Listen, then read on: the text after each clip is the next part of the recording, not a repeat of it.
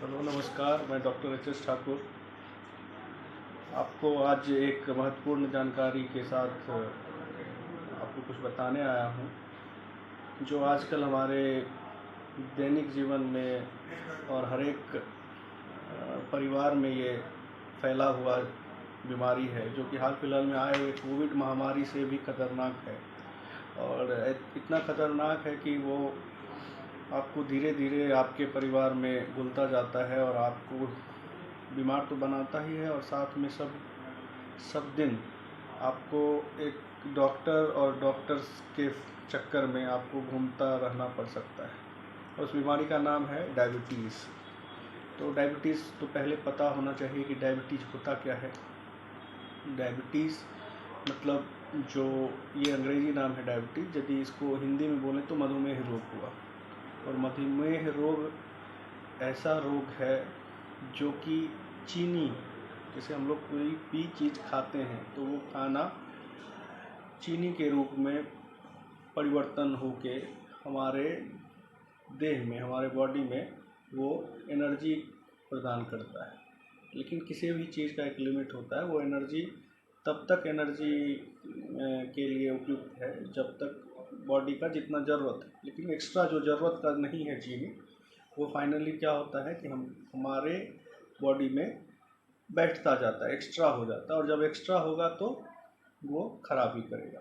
तो मधुमेह रोग वो हुआ जो ग्लूकोज की मात्रा रक्त में सामान्यतः फास्टिंग में 110 और खाना खाने के बाद 200 से ऊपर चला जाए तो ये मधुमेह रोग हो गया, समझिए। इसमें भी क्राइटेरिया है, लेकिन आप ये समझिए कि फास्टिंग में 110 है और 125 से कम है तो आप बॉर्डर लाइन में हैं। आप एक्सरसाइज कीजिए, आप अपने खाना पीने को ठीक कीजिए, लेकिन आप 125 से ऊपर हैं तो दवाई खाइए। और एक खाना खाने के बाद यदि 140 से ज़्यादा और 200 से कम है तो आप इस बीच में अपने खाना पीना को मॉडिफाई कीजिए, एक्सरसाइज कीजिए। 200 से ऊपर है तो आपको दवाई करना है, फिर वो तो बाद में बताएंगे। सिम्टम्स क्या होते हैं डायबिटीज़ यदि कम है, कम मतलब 200 या 300 के रेंज में ग्लूकोज है, तो ऐसा कोई सिम्टम्स नहीं आता है जो कि आपको पता चले कि नहीं हम डायबिटीज़ है। ऐसा बहुत लंबे दिन तक यदि डायबिटीज़ रहेगा तो सिम्टम्स आता है, जैसे कि आपको जल्दी से आपको मोतियाबिंद हो जाना है, पहले कम उम्र में ही मोतियाबिंद का बीमारी होना शुरू हो जाना। लेकिन ये सब बाद में दिखता है, शुरू में नए नए आपको पता ही नहीं चलेगा कि डायबिटीज़ है। तो इससे सबसे अच्छा इसका है, यदि आप 50 साल या 40 साल के ऊपर हो गए हैं तो 6 महीना साल भर में एक बार आप अपना ब्लड शुगर करके देखते रहें। और नहीं तो जब बहुत डायबिटीज़ बढ़ जाए, जैसे कि 400-500 के रेंज में आ जाए, तब आपको सिम्टम्स ऐसा आएगा जैसे कि बार बार पेशाब जाना, वज़न का कम हो जाना, और जब अंत में ऐसा हो कि डायबिटिक कीटोएसिडोसिस हो जाता है, जिसमें कि पेशेंट इररिलेवेंट टॉक करते करते अंत में फाइनली बेहोश होने के कगार पे आ जाता है या शॉक में चला जाता है। तो वो लास्ट कंडीशन है। लेकिन शुरुआती में जब आपका डायबिटीज़ 200-300 के आसपास रहता है और नए नए आप डायबिटिक हुए हैं, तो आपको बहुत सारा कुछ दिखाई नहीं देगा या नहीं पता चलेगा। लेकिन ये ध्यान रखना है कि आप 40 से 50 साल से ऊपर होने वाले हैं तो आप अपना ग्लूकोज एक बार निश्चित रूप से करा लिया करें। अब काउज क्या होता है? काउज जैसे कि आजकल का लाइफ स्टाइल ऐसा है जिसके कारण आप डायबिटिक हो जाते हैं। कम काम करना और ज़्यादा खाना एक डायबिटिक होने का कारण हो सकता है, लेकिन साथ में बहुत सारा कारण है। इन्वायरमेंटल मतलब आसपास के सराउंडिंग का फैक्टर हो सकता है। आपका जेनेटिकल मैप कैसा है इस पे हो सकता है। आपके फैमिली में हिस्ट्री कैसा रहा है डायबिटीज़ का, ऐसा हो सकता है। रिस्क फैक्टर क्या है कि आप जैसे मोटापा हुआ, ये आपका रिस्क फैक्टर है। हाइपरलिपिडेमिया, लिपिड प्रोफाइल गड़बड़ है, ये आपका रिस्क फैक्टर है। आपके घर में कोई पहले से डायबिटिक है जो आपका अपना सब सिबलिंग है, यानी जो आपका अपना खून से रिलेटेड है, तो ये आपका रिस्क फैक्टर है। अब कॉम्प्लिकेशन ऑफ डायबिटीज़ क्या है? कॉम्प्लिकेशन ये है कि आप दो दो तरह का कॉम्प्लिकेशन डायबिटीज़ में होता है। एक कॉम्प्लिकेशन होता है कि जो कि तुरंत दिखाई दे, और एक होता है कि लॉन्ग स्टैंडिंग, बहुत दिन के बाद दिखाई दे। तो यानी जो ये बड़े आर्टरी को, जब बड़े वेसल्स को जब ये डैमेज करता है तो हार्ट और ब्रेन को में स्ट्रोक आने का चांस रहता है। लेकिन जब छोटे माइक्रो एंजियोपैथी यानी छोटे आर्टरी, छोटे धमनी शिरा को ये जब डैमेज करता है तो आपका आँख खराब होने का, आपका किडनी, आपका न्यूरॉन्स, नर्व, जलन आना शुरू होता है। जैसे बोलते हैं कि हाथ पैर भिनभिनाते रहता है, हर वक्त दर्द जैसा लगा रहता है पैर में, हाथ में।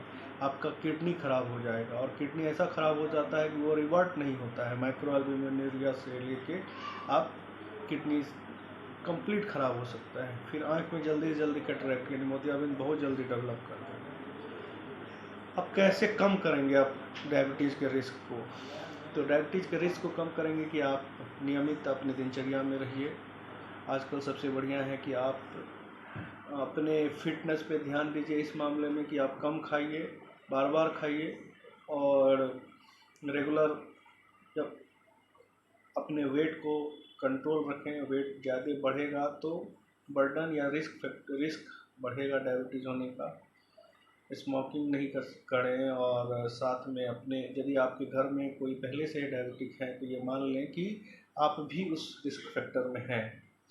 अपने बीपी को कंट्रोल रखें, आप रेगुलर हेल्थ चेकअप में शामिल हों, और ब्लड शुगर को देखते रहें, नियंत्रित रखें। और यदि आप ब्लड शुगर आपका ऊपर है तो आप नियमित रूप से दवाई खाइए।